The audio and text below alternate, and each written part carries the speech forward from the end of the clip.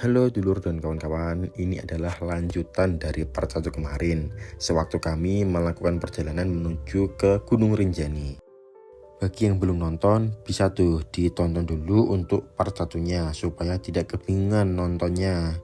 Linknya ada di deskripsi. Kalau sudah, yuk silahkan menonton untuk part keduanya. Selamat menikmati.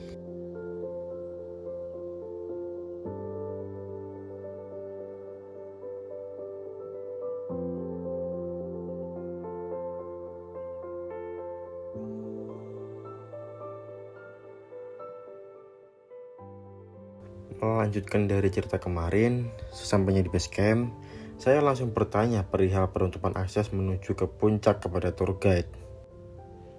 Dan alhamdulillah, untuk jenazah dari turis tersebut sudah berhasil dievakuasi. Dan untuk jalurnya mulai besok sudah bisa diakses seperti biasanya. Alhamdulillah, lega mendengarnya. Ini ceritakan. Gimana bang sama sini bang? Mantap. Ini yang kalian cita-citakan. Ini yang kalian ceritakan. Setelah mengeluarkan barang-barang kami dari mobil, sebagian dari kami lanjut mencari warung untuk makan malam. Dikarenakan sudah dari tadi siang kami belum makan. Aduh, laparnya.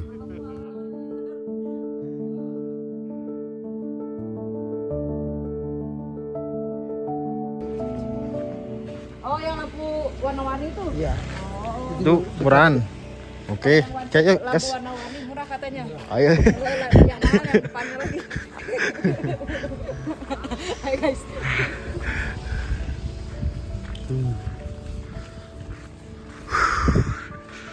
Dingin sih. Udah mulai dingin ya, dingin banget ya. Dingin aja. Baru di basket. Nih. Kalau kalian dari Sembalun bisa ke sini nih. Rumah makan namanya apa ini? Nggak ada makannya. Itu khas Sembalun. Namanya rumah makan, Oh, guys. rumah makan khas Sembalun. Rumah makan khas Sembalun. Khas Sembalun. Bisa coba nih nasi gorengnya. Mantep. Cuma nggak tahu harganya ya. Berapa nih tadi? Infonya paling murah. Nah, kalau infonya dari tadi apa? Orang open tripnya tuh warung sini paling murah. Lumayan lengkap tuh. Temen tadi mau pesan soto, nggak ada sotonya. Lagi habis katanya. Lanjut, setelah makan, di basecamp kami mendapatkan arahan dari tour leader mengenai hal-hal teknis maupun non-teknis yang diperlukan selama di pendakian esok hari, berupa apa saja yang boleh dibawa maupun tidak boleh dibawa, terus mengenai jalur yang akan kami tempuh besok hari, dan lain-lain. Oh iya, ngomong-ngomong, di Gunung Rinjani sendiri ada 6 jalur resmi pendakian, yaitu Sembalun, Senaru, Toreyan, Timbahun, Aibrik, dan TT Batu. Nah, untuk 3 jalur yang paling populer adalah Sembalun, Senaru, dan juga Toreyan. Sementara jalur lainnya seperti Aibrik dan Timbanuh masih jarang dilalui dan menawarkan pengalaman yang lebih sepi dari jalur lainnya. Nah, untuk jalur yang akan kita ambil besok adalah naik lewat Sembalun, lalu lintas turun lewat Toreyan, dengan rencana menempuh sekitar 3 hari 2 malam perjalanan. Oke, jadi sekarang teman-teman masih pada packing ulang. Packing ulang sih. You know what I mean. Yang Apa packing ulang. Karena masih ada yang belum tahu kalau Rinjani tidak boleh pakai plastik. Sleeping bag emang dibuka tadi? Enggak lah harusnya. Ya ke video tapi. Mukanya disensor. Udah selesai bang? Hampir. Ini paling santai dah tadi. Paling santai. Lalu setelah packing ulang, kami pun terlelap dalam mimpi.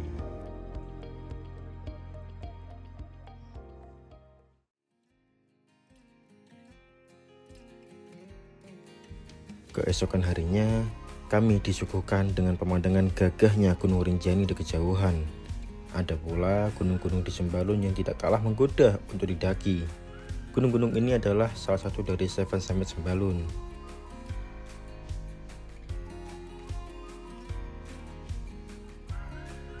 Sudah bersiap pula 2 orang porter yang akan membawakan barang-barang kami, termasuk tenda dan juga logistik tim.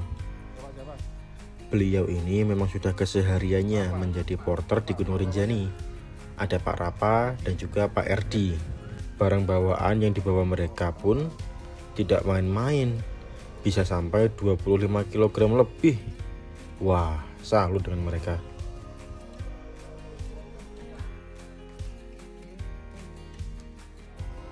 Tidak lupa membeli bedak bayi ya. Ini kalau kata Bung Firsa sama Ejak, ini rahasia apa, agar rambut tetap selai. Agar rambut tetap selai gitu ya. Mantap.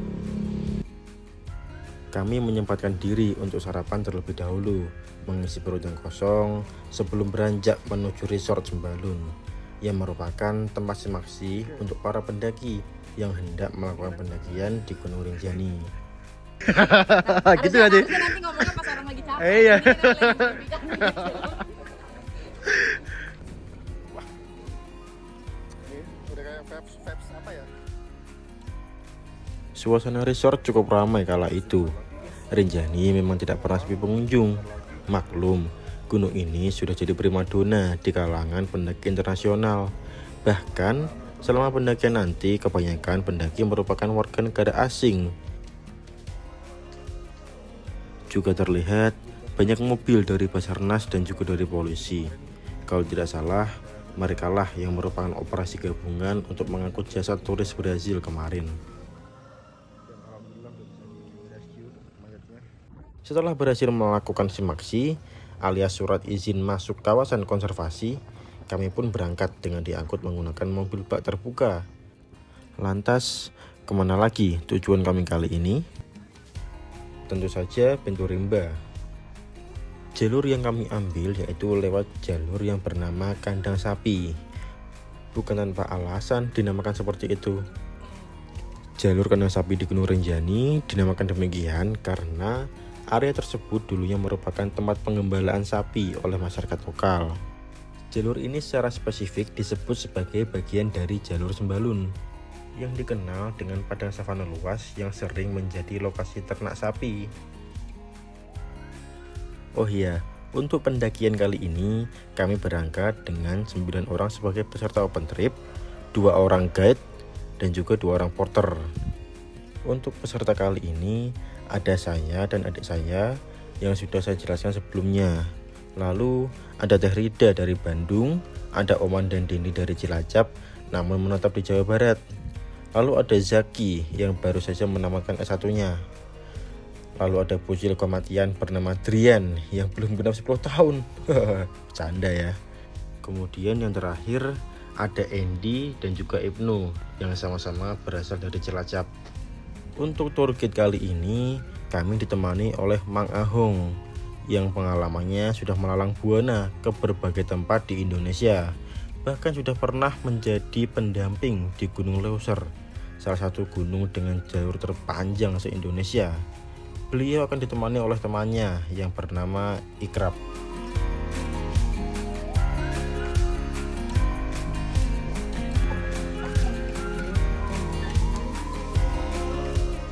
Ganteng banget. Masa? Video besar ya? Ya saya cicitnya. Oh, ejak. Pada pukul 9 kami pun sampai di depan Pintu Rimba.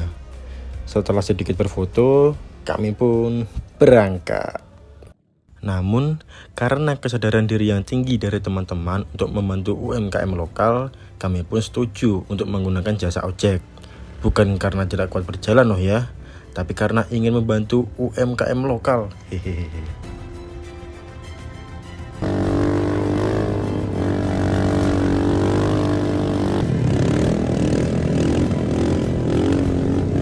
Selama perjalanan menggunakan ojek, kami disuguhkan dengan pemandangan hamparan savana dari Gunung Rinjani yang sangat luas dan indah. Perjalanan menggunakan ojek membutuhkan waktu sekitar 20 menit untuk sampai di pos 2. Ya, jadi dari Pintu Rimba kami tidak melewati pos 1 terlebih dahulu, namun langsung ke pos 2.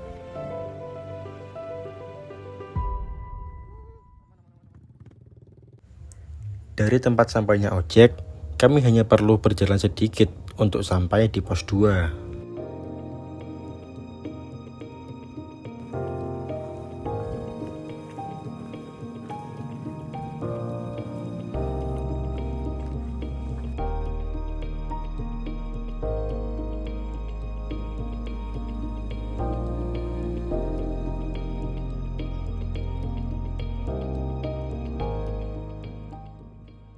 Sebelum kita melaksanakan perjalanan kesehatan dan yang menjaga diri, langkah lebih baiknya kita berdoa.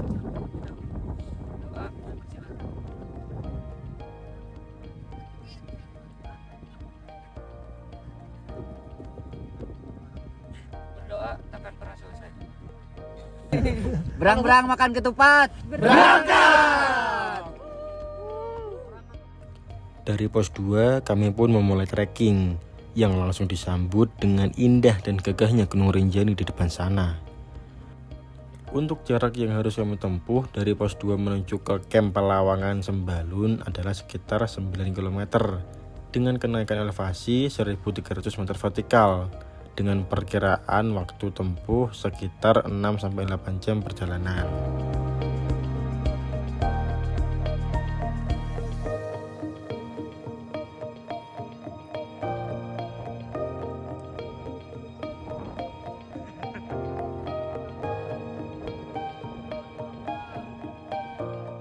Selama perjalanan dari pos 2 menuju pos 3 dapat ditemui banyak ranjau alias kotoran sapi. Ya seperti namanya, kandang sapi. Di trek ini juga didominasi dengan trek tanah dengan sedikit bebatuan. Trek semacam ini menurut saya merupakan trek paling ideal dan mudah dilalui oleh para pendaki dibandingkan dengan trek anak tangga yang memang mudah untuk dilihat namun sangat melelahkan untuk dijalani. Seperti hubungan kamu yang baru aja putus, memang mudah untuk bilang move on. Tapi tiap malam kok masih nge-WhatsApp? Loh, kok malah ke sana?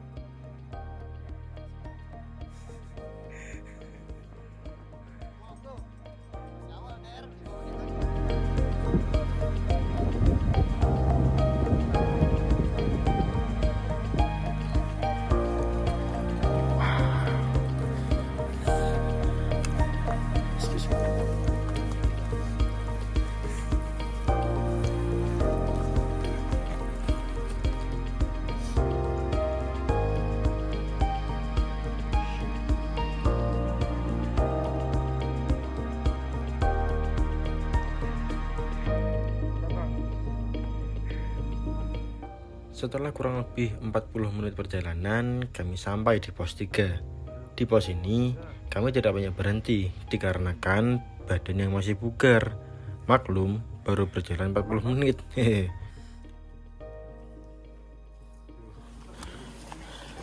Camp area. Man bang. Oh ini masih aman. Ini guys kita. Kita masih tanyain. Ini masih aman. Aman nggak? Nggak kenal. Oke, sekarang kita udah sampai di pos 3. Pos 3 ketinggian di kurang lebih 1800 mdpl. Makan snack dikit sambil istirahat. Wah, mantap pak. Adiknya juga ikut. Wah gila. Kelas berapa adiknya ini? Bang, ini bisa gendong apa? Wah bisa. Gila. Kata-kata hari ini deh. Makan kita, nanti dulu. Makan kita. Berani mati, tapi takut lapar. Mari bang.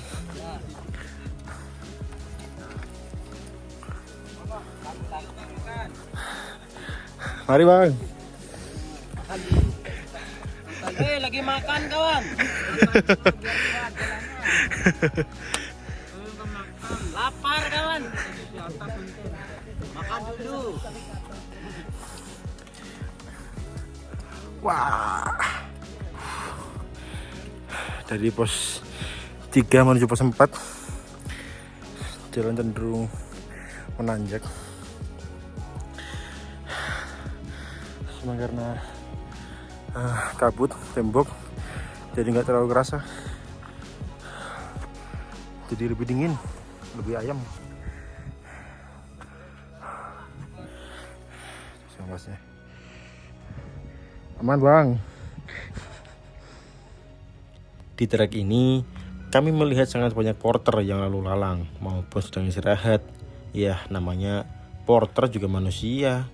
Mau sekuat apapun tetap butuh yang namanya istirahat. Lalu ada hal yang menarik perhatian.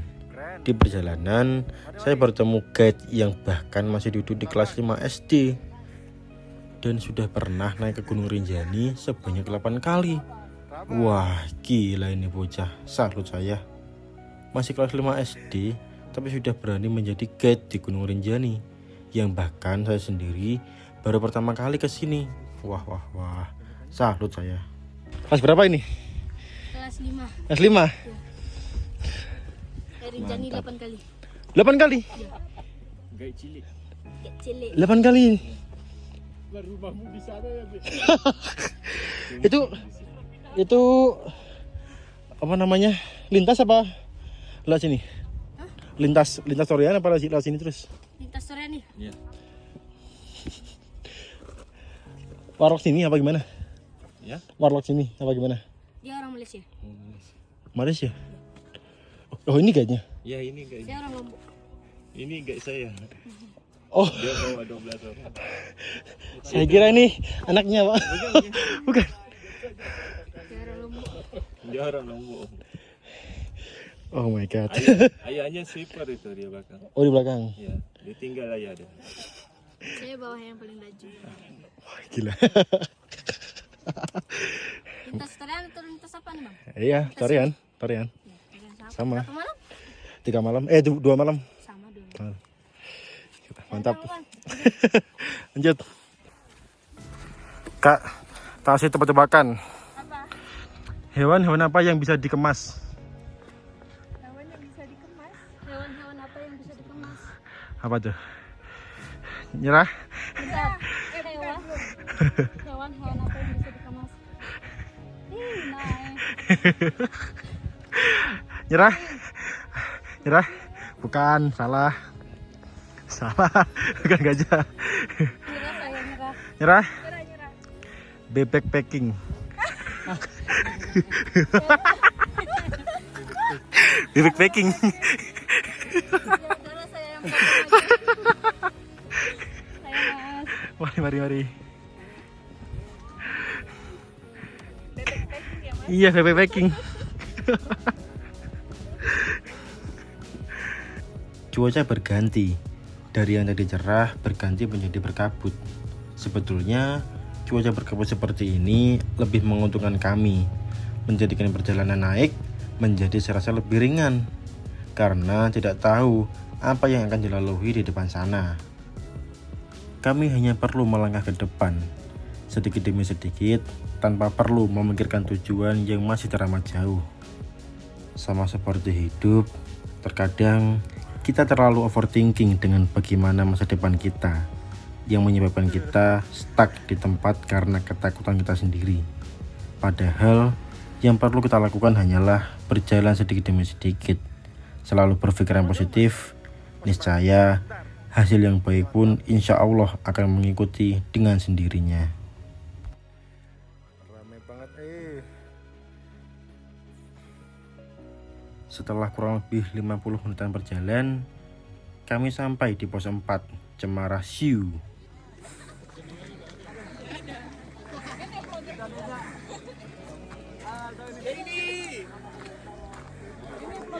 Wah, dari tadi ya? Udah makan sih, ada yang selesai. Udah makan?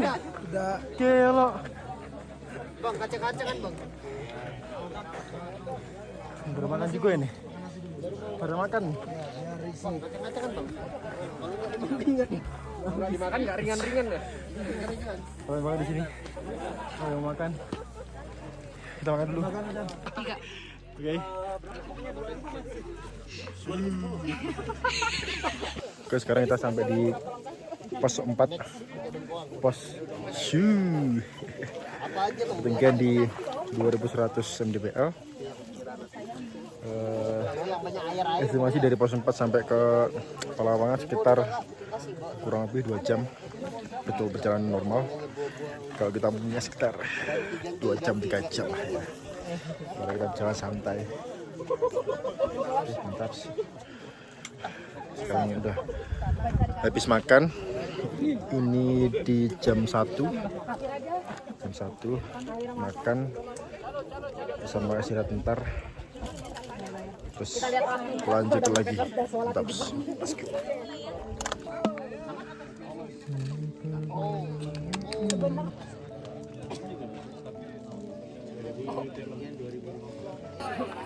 Ramai banget guys, sempat ramai banget. Udah habis makan.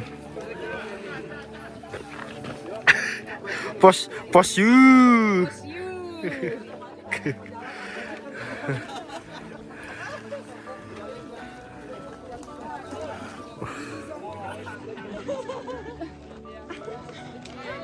Di sini kami beristirahat cukup lama, mengingat di depan adalah tanjakan yang cukup terkenal menguras tenaga, yaitu adalah tanjakan penyesalan. Kenapa dinamakan seperti itu? Nanti saya jelaskan.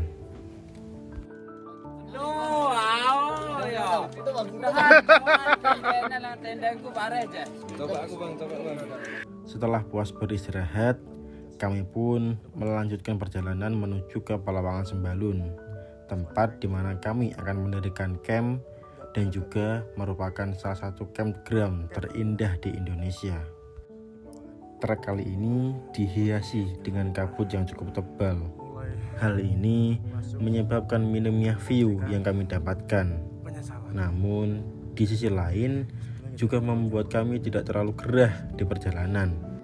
Memang apa-apa kalau disyukuri akan membuat hal yang sebetulnya kurang kita inginkan menjadi lebih baik.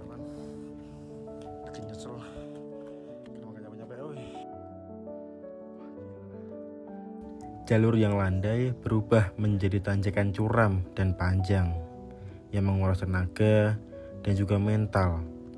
Inilah tanjakan penyesalan. Tanjakan ini dikenal karena rasanya yang tidak ada habisnya. Setiap bukit yang berhasil dilalui, ternyata masih ada bukit lagi di depannya, yang membuat pendaki merasa berharap palsu dan frustasi.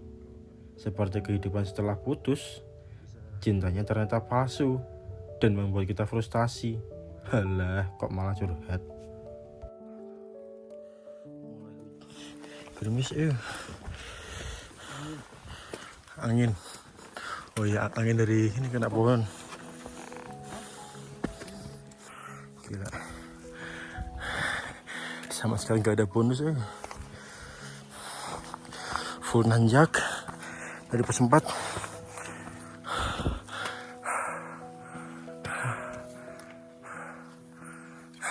Bener-bener full 1 kilo tuh naik sekitar 600 mdpl.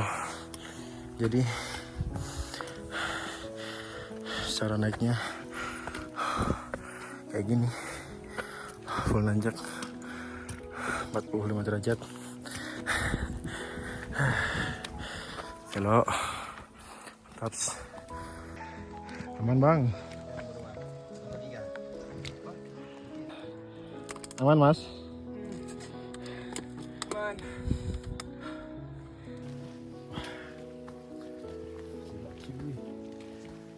Belum habis, keren udah habis.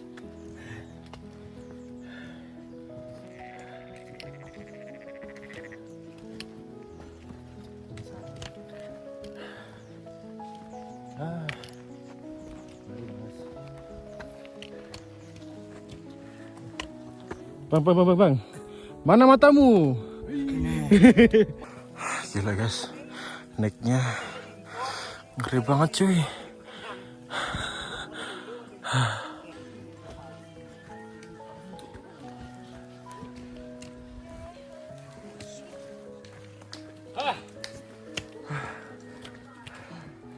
Pelawangan akhirnya. Sedikit lagi yuk. Gas. Push. Nos.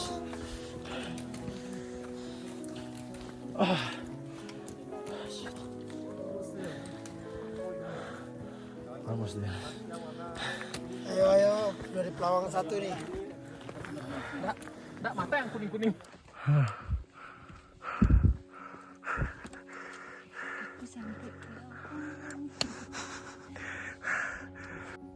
Dan akhirnya pada pukul 15.30 kami pun berhasil sampai di Pelawangan. Namun karena Pelawangan ada banyak, kami pun harus berjalan lagi untuk mencari tenda kita yang sudah disiapkan sebelumnya oleh bapak-bapak porter. Aduh, kirain udah sampai. Jalan sejajar guys. Jalan sejajar. Sejajar. Baris. Siap gerak. Lencang kanan gerak. Lencang kanan gerak. Jangan lancang. Lancang. Kirain 1 kedua tuh landai gitu kan. Ternyata masih naik lagi. Kita 5 menit ya? Tapi 5 menit ya. 5 menit. Oke. Emang kata-kata 5 menit di gunung tuh kata-kata keramat anjing. Akhirnya sampai Pelawangan 2. Akhirnya sampai Pelawangan 2.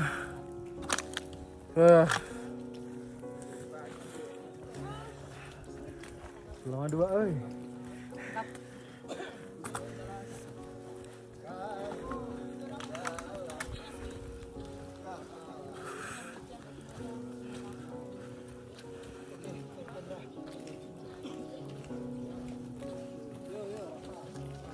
Sekarang kita tinggal mencari di mana tempat tenda kita. Belum sampai, masih harus mencari.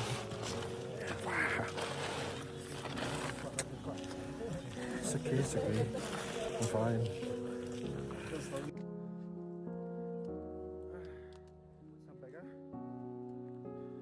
Sampai kah?